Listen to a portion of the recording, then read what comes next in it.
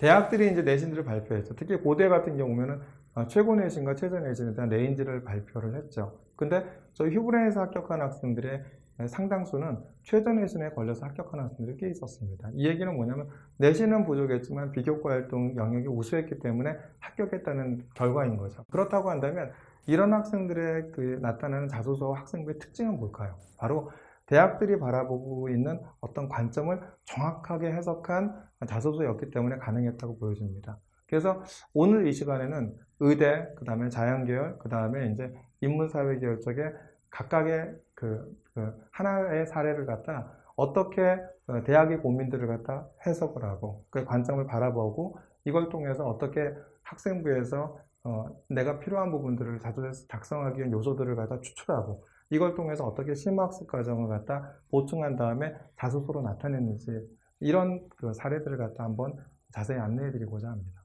우선 말씀을 좀 드리면 서울대학교가 서울대 교사연수 자료에서 나온 이런 자료들을 보면 대학의 고민이 있죠. 대학의 관점이 뭐냐 하면 대학에서 제대로 공부할 수 있는 학생은 누구일까? 그러면서 서울대 재학생의 수학 능력 중에 가장 큰 문제점은 깊이 있고 논리적이며 통합적인 사고력이 부족하다. 두 번째, 그다음에 영어 사용 능력 및 의사소통 능력이 결여되어 있다. 세 번째, 창의성 및 사고의 유연성 부족이라 생각한다. 이런 고민들을 갖다 해결할 수 있는 관점을 가져야 됩니다. 그래서 이제 저희가 보여드렸던 그 자소서 중에서 통합적인 사고력이 부족한 부분에 대한 사례들은 많이 말씀을 드렸고요. 그 다음에 이제 영어 사용 능력에 대한 것도 보여드렸습니다. 오늘 이 시간에는 이제 뒤에 그럼 창의성 및 사고 유연성이 부족한데 이것을 갖다 창의성 및 사고 유연성이 드러나는 자소서는 어떤 것인지를 갖다 한번 사례를 보여드릴까 합니다. 그리고 또 이런 내용도 있죠. 실패와 좌절을 겪으면 이를 극복하는 능력이 부족하여 어려운 문제는 기피하는 경향이 많다. 이런 대학의 고민들을 해결할 수 있는 대학의 관점 이런 것들이 고민인데 이런 인재가 들어온다 이런 자소서를 본다고 한다면 충분히 이것을 갖다 해결해서 서울대에 들어온다고 한다면 충분히 어떤 학업을 따라갈 수 있겠구나 이런 어떤 확신을 가질 수 있는 자소서를 가져야지만 그런 것들이 바로 대학의 관점을 해소할 수 있는 자소서가 아닌가 생각이 듭니다. 또 요번에 이제 며칠 전에 발표한 서울대 학생부 종합전형 안내서에 보면 늘 해왔던 얘기지만 다시 한번 이제 리뷰를 한번 해보겠습니다. 학생들은 이렇게 준비하세요라고 하면서 자, 수업을 열심히 듣고도 해결하지 못한 궁금증이 있었나요? 그러니까 수업과 관련되어서 스스로 찾아서 궁금한 점이 있어서 공부한 과정이 있는지를 물어보고요. 또 교과 수업 내용 이외에 궁금한 점을 찾아본 경험이 있나요를 갖다 이제 이렇게 준비하라고 얘기를 하죠. 또 교과 수업 내용을 이해하는 걸 넘어서 스스로 생각하고 스스로 찾아서 깊이 있게 공부한 노력이야말로 서울대학교에서 성공적인 대학 생활을 위한 필수 훈련 과정입니다라고 얘기를 했죠. 그러니까 뭐냐 하면 교과 수업을 하면서 궁금한 점이 생겨 스스로 찾아서 한 거. 또 교과 수업 내용 이외에도 내가 교과 수업 내용 이외에도 고교와 대학의 연계교육 관점에서 내가 하고 싶어하는 공부를 스스로 찾아서 한 어떤 대학 예비교육 과정에 대한 심학습 과정 이런 부분들이 이 두 가지 요소가 전부 다 가장 이렇게 중요하게 여기는 평가 요소라는 것을 알 수 있습니다. 그러면서 이제 계속 얘기했던 것이 올해 학생부 종합전 평가 요소 중에서 가장 두드러진 게 뭐라고 했죠? 너 어떤 심화된 과목을 공부했니? 진로 선택 과목은 뭐고 전문 교과는 뭐고 이런 과목이 없을 때 어떻게 했니? 이렇게 얘기하듯이 서울대학교도 대학 예비교육 과정을 갖다 서울대 교사 연수 자료에서 언급했는데 이번에 학생부 종합전형 안내서에서도 이렇게 이제 전문 교과라든지 진로 선택 과목에 대한 걸 갖다 언급을 했죠. 내용을 살펴보면 다음과 같습니다. 선택 때로는 이것이 하나의 도전이 되기도 합니다. 나는 화학이 좋은데 화학2를 듣고 싶은데 우리 학교에서 화학2 희망자가 겨우 30명뿐이라고 생명과학2는 150명이 듣는데 이럴 때 어떤 선택을 해야 할까요? 서울대학교 지원자라면 이런 상황에서 등급의 불리함을 걱정하지 않아도 됩니다. 앞에서 언급했듯이 입학사정관은 교과 등급만으로 학생들의 학업 능력을 판단하지 않습니다. 서울대학교 입학사정관은 소수 인원이 수강하는 과목이라면 많은 인원이 이수하는 과목에 비하여 등급 수치가 우수하게 나오기 힘들다는 걸 잘 알고 있습니다. 내가 원하는 과목 나의 현재 모습에 안주하지 않고 실력을 올릴 수 있는 과목에 도전하는 자세는 우수한 학업 능력을 갖추게 되는 토대가 됩니다.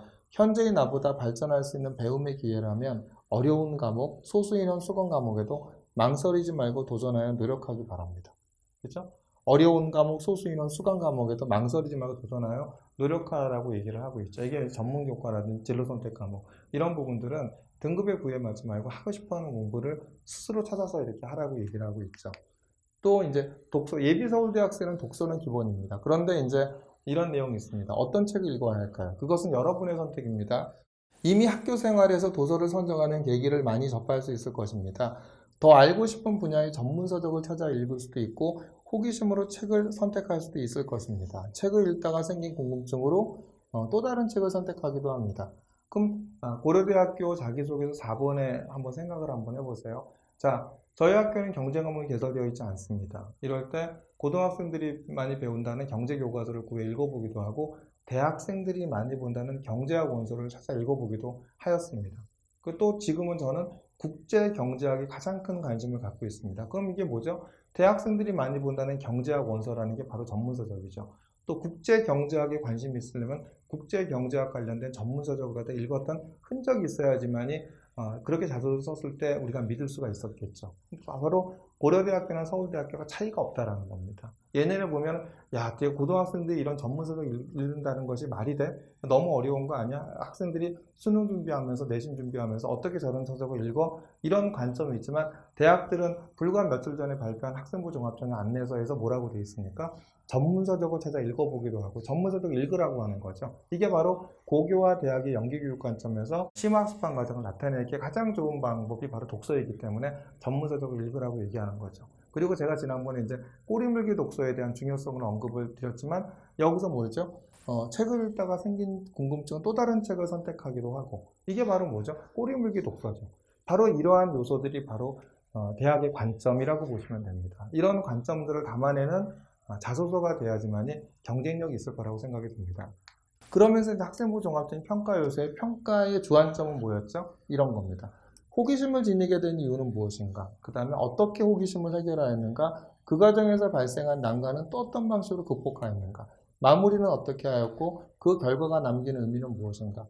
일시적 경험이 아닌 지속적인 노력의 과정이 나타나는가? 이게 이제 평가의 주안점이었죠. 자, 여기서 이런 평가의 주안점을 토대로 해서 한번 자소서의 사례들을 보겠습니다. 이것이 제가 이제 통합적인 사고력이 나타나고 영어적인 능력을 나타내는 사례들은 많이 보여드렸습니다. 그래서 이제 오늘은 이제 아까 서울대학교에서 대학의 고민 중에 창의성 및 사고 유연성이 부족하다라고 했는데 창의성 및 사고 유연성이 나타나는 자소서의 사례를 갖다 우선 보여드리도록 하겠습니다. 이 다음에 이제 자소서를 갖다 어떻게 작성하면 되는지 작성하는 방법에 대해서 한번 안내를 해드릴까 합니다. 우선 이제 창의성 및 사고 유연성이 나타나는 자소서 사례를 보면 1학년 수학 시간에 함수의 대칭성을 배우고 대칭의 수학적 의미에 관심을 가져 친구들과 팀을 구성해 대칭의 수학적 의미를 주제로 탐구하기로 했습니다. 다른 친구들이 인터넷과 책을 통해 대칭의 사례를 찾아보자고 했지만 전 주위에 존재하는 대칭성을 직접 느껴보는 것이 먼저라고 생각했고 조원들에게 주위에 있는 대칭적인 요소들을 찾아보자고 제안했습니다. 조원들은 의견에 동참해 주었고 적극적으로 함께 찾아보았습니다. 이 과정에서 종이접기의 대칭적 요소가 많음을 깨닫고 종이접기의 수학적 대칭성을 연구해 보기로 했습니다. 직접 수많은 종이를 접으며 탐구하던 중 각의 3등분 작도가 불가함이 증명되었음에도 종이접기를 통해 가능함을 알게 되었습니다.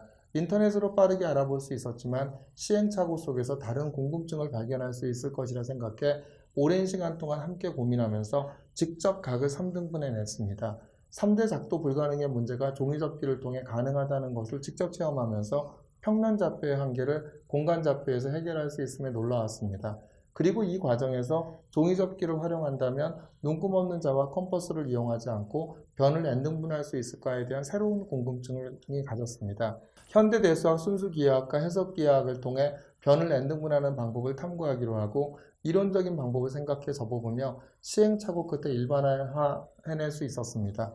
친구들과 그때까지 접은 종이를 정리하며 해냈다는 성취감과 함께 소논문을 작성하며 혼자라면 생각해낼 수 없었을 결과물을 만들면서 공동 연구의 장점을 몸소 체험했습니다.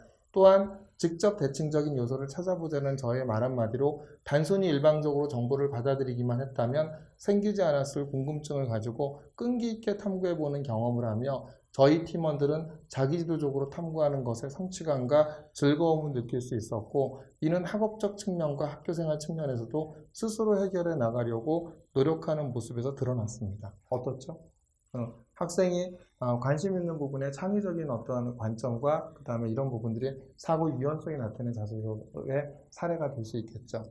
자, 그렇다면 대학들이 평가하는 관점을 담아내는 자소서를 만들 수 있을까를 갖다 좀 안내를 해드릴까 합니다. 우선 아까 뭐였죠? 의문점과 궁금했던 점과 극복하기 노력한 학습 과정과 활동 내용을 파악해보자. 가장 궁금한 것은 아까 했죠. 교과에서 생긴 궁금증은 뭐였니? 교내 활동에서 생긴 궁금증은 뭐였니? 그다음 궁금증을 갖다 겪으면서 어려웠던 것은 어떻게 극복했니? 그다음 이걸로 끝나지 않고 연계돼서 지속적인 활동에 대한 내용은 뭐니? 근데 이런 과정을 갖다 나타내는 것이 우수한 사례겠죠. 일단 우선 이제 자소서 로드맵을 갖다 나의 학생부에서 찾아본다고 생각을 한번 해보시면 내가 1, 2학년 활동 중 의문점, 궁금했던 점, 관심 있는 점은 뭐였는지. 예를 들면 화학원 수업에서 루이스 구조를 배우고 탄소와 질소, 산소를 이용해 분자 구조를 그려본다. 그려본 다음 구조 이성질체에 대해 알게 된 이성질체의 종류에 대해 궁금증이 생김. 의문점과 관심 있는 점을 극복하기 위한 1, 2학년 학습 과정의 활동 내용은 뭔지. 그러면 자율 동아리에서 탈리도마이드 사건을 접하고 거울성 이성질체 관계를 알게 되어 이성질체의 종류와 거울성 이성질체를 갖는 의약품들을 조사하고 발표함. 이제 이렇게 하고 한번 정리를 해본 거죠. 학생부에 있는 내용들을. 그러니까 저희가 이제 이걸 바탕으로 해서 저희가 추천해 준 겁니다. 그럼 휴브렌츠 이걸 갖다 마무리는 어떻게 할까 할 때 활동 관련 도서와 논문 강의를 추천해 줬죠. 여기에 이제 대학 예비교육과정, 전문교과 이런 게 들어가는 거죠. 일반 도서 어디야? 역사를 바꾼 17가지 화학 이야기, 전공 도서는 오르거닉 케미스트리, 강의는 칸 아카데미, 그다음에 논문, 영어 논문 찾아주고 이런 부분들에 대한 것을 통해서 심화학습관 과정을 나타내는 거죠. 또 이걸 바탕으로 해서 이제 1, 2학년 쪽 그 의문점, 궁금했던 점, 관심 있는 점과 의문점과 관심 있는 점을 극복하기 위한 1년 학습 활동 내용을 토대로 해서 저희가 이제 3학년 교과 3학년에서 심화학습할 내용과 학습 과정을 연계해서 바로 추천해 준 겁니다. 그러니까 지속적으로 연계되는 활동들이 있는지도 이제 평가의 관점이기 때문에 그래서 주제 화학과 생명과학 아까 뭐였죠? 통합적인 그 사고력이 부족하다 그러기 때문에 통합적인 어떤 주제를 추천해 준 거죠. 주제 화학과 생명과학의 화학 이론으로 분석한 생명현상. 그 다음에 이제 관련적 그 레닌저 프린서프로 바이오 케미스트리 그다음에 코스웨어의 일반화학 강의를 추천해 줬고요. 추천 이유는 화학 이론으로 생체 활동들을 분석함으로써 학문과 연계를 익혀 문제를 해결해서 역량을 기른 스몰 프로젝트로 정류 상태 근사법을 이용하여 효소와 기질의 반응 속도식인 미카엘리스 멘텐식을 유도해보기, 연력학을 학습하고 깁스 자유 에너지를 이용해 포도당 호흡 시 ATP 생성 과정의 자발적임을 계산을 통해 증명해보기 이런 부분들이 저희가 이제 추천해줬죠. 이걸 통해서 이제 이 학생 1학년, 2학년 때 연계해서 이제 3학년 이렇게 활동 학습을 했고요. 이걸 토대로 한 자소서를 보시면 동아리에서 생명의 수학책을 읽으며 전혀 연관성이 없을 것 같은 두 학문을 연결한 여러 현상을 접하며 흥미를 느끼던 중 매듭이론을 이용해 의약품에 의한 부작용을 설명할 수 있다는 것을 알게 되었습니다. 탈리도마이드가 다발골수성에 미치는 영향에 대한 논문을 참고하여 매듭이론에 등장하는 거울상과 합성의약품의 광학 이성질체와 연관성을 분석하였고 나아가 생체 내 효소 또한 거울상을 갖는 비대칭 입체 구조이기 때문에 효소 기술 특이성을 보인다는 것을 추론하였습니다. 탐구 과정에서 탈리도마이드 사건의 심화 탐구를 위해서는 유기화학에 대한 학습이 필수임을 파악하고 유기화학 도서 및 칸 아카데미의 아이소모 강의를 활용해 카이랄과 광학 활성 이성질체에 대해 학습하였습니다. 여러 자료를 조사하며 생각보다 많은 카이랄 의약품이 존재함을 알게 되었고 거울상 이성질체를 분리하는 방법을 추가 학습하며 수학과 화학이 생명과학을 이해하는 데 중요한 바탕이 됨을 깨달았습니다. 이후 수학과 화학에 대한 심화 학습을 위해 고급 수학과 화학들을 수강하고자 하였습니다. 하지만 학교에서는 두 과목이 개설되지 않아 수학은 거점형 학교를 이용해 고급 수학원을 이수하면서 특히 응용 수학을 집중적으로 공부하였습니다. 그중 생명과학 시간에 자기장을 이용한 온열 치료에 대해 발표하며 관심을 가졌던 심전도 그래프를 이해하기 위해 전기 신호 등 정보를 담고 있는 함수를 단순 주기 함수의 선형 결합으로 분해하는 풀이의 변화를 학습하고 이를 바탕으로 심전도 그래프를 분석해 보았습니다. 또한 화학은 진로가 비슷한 친구들을 모아 화학 동아리를 개설하여 코스웨어의 일반화학 강좌를 수강하였습니다. 그중 탈리도마이드와 같은 의약품이 생체 내 반응하는 속도가 정류상태 근사와 관련이 있다는 것을 알게 되었고 효소의 반응 속도를 구하는 방법을 학습하기 위해 레닌저의 생화학을 참고하여 효소 반응 속도식인 미카엘리스 멘텐식을 유도하고 라인헤브 버크식으로 변화해 보면서 화학으로 생명 현상을 분석해 보았습니다. 이렇게 학문과의 연계를 통해 심화학습과 새로운 관점으로 문제를 해결하는 역량을 기를 수 있었습니다. 어떻게 돼 있죠? 여기 보면은 칸 아카데미 강의라든지 이런 부분들 고급 수학과 그 일반화학 강의 이런 걸 통해서 뭐가 있죠? 되게 대학의 예비교육 과정에 전문서적에 대한 부분들, 이런 부분들을 통해서 심화된 과정에 대한 공부했다라는 거. 그죠? 그 다음에 생명과학과 수학에 대한 그 어떤 부분이 있냐면 이제 이렇게 이제 통합적인 사고력이 나타나는 거. 그리고 이제 물론 칸 아카데미에서 됐으나 영어적인 능력도 있다라는 부분들을 봤다. 이게 충분히 나타나 있죠. 물론 칸 아카데미에 대한 강의를 통해서 아까 이제 레닌저라든지 이런 부분들이 학생부에 이제 또 뭐가 원서나 이런 부분이 들어가 있기 때문에 영어적인 능력도 다 이렇게 나타나 있는 이런 이제 우수한 사례인 거고요. 바로 이렇기 때문에 이제 의예과에 합격하지 않았나 이렇게 보여집니다. 다음 이제 사례를 보겠습니다. 이제 그 1, 2학년 의문점, 궁금했던 점, 관심 있는 점은 미적분으로 바라본 하루를 읽고 미분위 함수를 선형사상으로 근사하는 방법을 생각할 수 있다는 점을 깨달은 후 다변수 함수의 경우로 같은 내용을 확장해보는 과정에서 어려움을 느낌. 이에 필요한 수학적 개념들을 습득하기 위해 선형대수학과 벡터 행렬 등에 대해 관심을 가지게 됩니다. 학생부에 있는 내용들을 토대로 이제 자기가 정리를 해본 거고요. 그 다음에 이제 의문점과 관심 있는 점을 극복하기 위한 1, 2학년 학습과정의 활동 내용을 보면 벡터 행렬의 공학수학에서의 쓰임새에 대해 알아보고자 거점학교 고급 수학을 수강함. 특히 전기공학에서 효율적인 회로를 설계할 때 사용되는 수학적 테크닉이 순수 수학인 유상 수학과 연결된 주제인 그래프 이론으로 기술될 수 있음을 알고 흥미를 느꼈으며 그로부터 시작하여 전자전기공학에서 널리 사용되는 공학수학에 대해 심학습을 하고 그중 방정식의 선형 성질을 통해 전기신호와 전자기파의 중첩 원리를 이해하는 바탕이 되는 풀이의 급수 및 풀이의 변환에 대하여 미적분투 수업 시간에 발표함. 이렇게 해서 이제 발표한 내용이 있죠. 이 부분들을 심화하기 위해서 저희가 이제 추천해준 활동 관련 도서와 논문 강의는 켄 칼드위시의 아하 물리수학과 그 다음에 세베이의 상호작용으로 배우는 전자기학 강의는 에드엑스의 강의, 디퍼런셜 이퀘이션 강의를 다 추천해줬죠.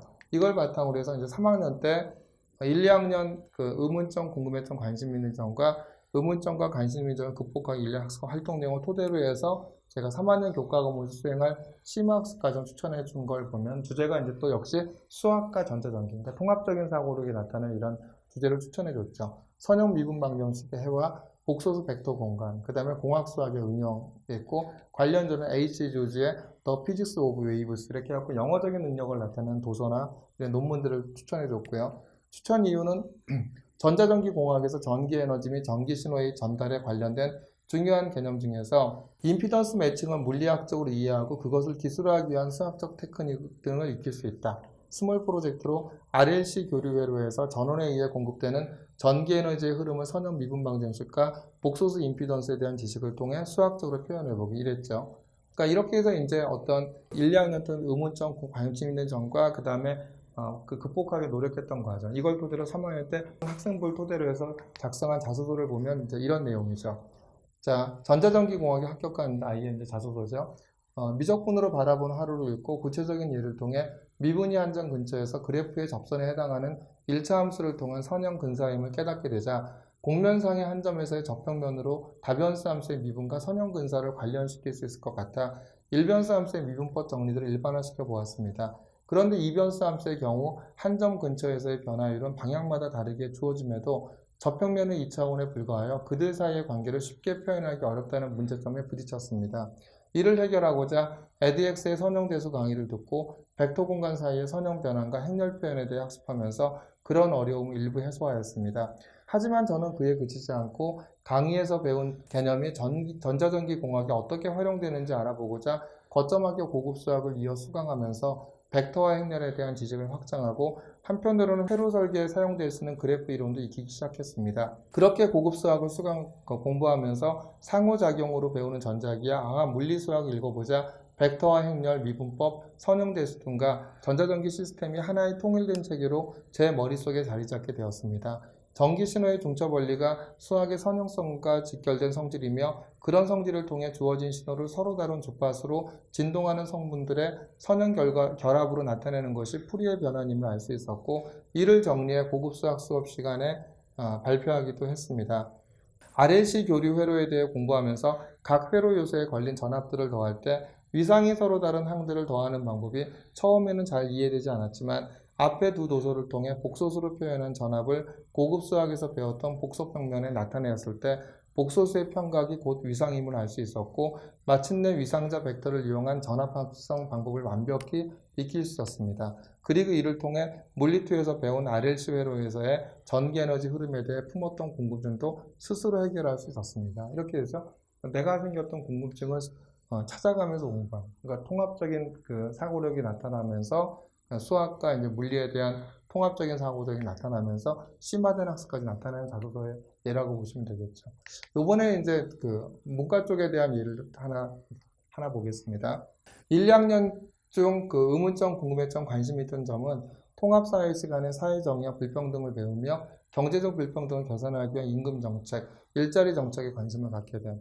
그 다음에 의문점과 관심 있는 점을 극복하기 위한 1, 2학년 학습과정 활동 내용, 도서 보이는 경제학, 안 보이는 경제학 읽으며 일자리 창출 정책, 완전 고용, 최저임금법, 적정임금 등에 대해 이해함, 최저임금에 대해 학습하고자 근로장려 세제와 최저임금제의 고용 및 후생증지 효과 논문을 읽으며 최저임금제와 근로장려 세제 간 차이와 효과를 학습함, 두 정책의 예산 제약식하에서 노출된 균형을 비교하여 수업 시간에 발표하고 소득효과와 대체효과를 통해 본 최저임금제와 EITC 효과 탐구보고를 작성한, 이게 이제 이렇게 정리를 한 거죠. 이걸 바탕으로 이제 휴브레인이 추천한 활동 관련 도서와 논문 강의 추천은 도서 맨큐의 경제학, 노동경제학, 강의는 테드 이디와 코리 램즈의 Property and the Power of the Living Ways라는 이제 영문 테드 강의를 갖다 추천해줬죠. 이걸 토대로 또 휴브레인 추천한 것은 이제 1, 2학년 활동을 토대로 해서 3학년 때 3학년 교과목을 수행할 심학습과정 추천을 보면은 경영경제수학, 역시 통합적 사고력이 나타나는 이런 이제 주제를 추천해줬고요. 회기 분석을 통한 최저임금, 근로장려금의 근로의욕 고취효과 탐구, 관련 자료는 켈러의 경영경제 통계학도 추천해줬고 계량경제학을 추천해줬죠. 추천 이유는 사회과학의 대표적인 통계 분석 방법인 회기 분석을 탐구합니다. 미분을 이용하여 오차 제곱합을 최소화하는 회기계수식을 유도하고 가설을 세워 이를 검증할 수 있습니다. 이랬죠. 이걸 바탕으로 나오는 이제 자소서의 사례를 한번 보도록 하겠습니다.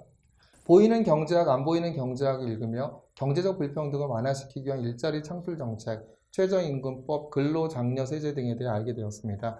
최저임금과 근로장려세제가 정부, 기업, 노동자 유형별 임금 및 근로시간에 미치는 다각적인 효과를 알고자 근로장려세제와 최저임금제의 고용 및 후생증지 효과 논문을 읽어보았으나 여러 경제학 개념과 통계 분석 방법이 이용되어 논문의 내용을 모두 이해하기가 쉽지 않았습니다. 먼저 이론적 학습이 선행될 필요성을 느껴 맨큐의 경제학을 읽으며 효용함수의 예산 제약식을 통한 균형 도출 방법, 노동시장 모형을 익혔고 최저임금제와 EITC에 적용하여 각 정책이 시행된 경우의 균형을 대체효과, 소득효과를 통해 해석해 보았습니다.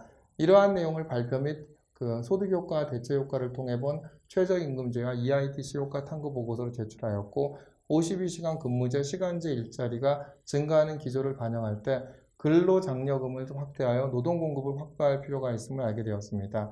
이후 경영경제통계학을 학습하여 직접 통계 자료를 이용한 연구를 진행해 보고자 하였습니다.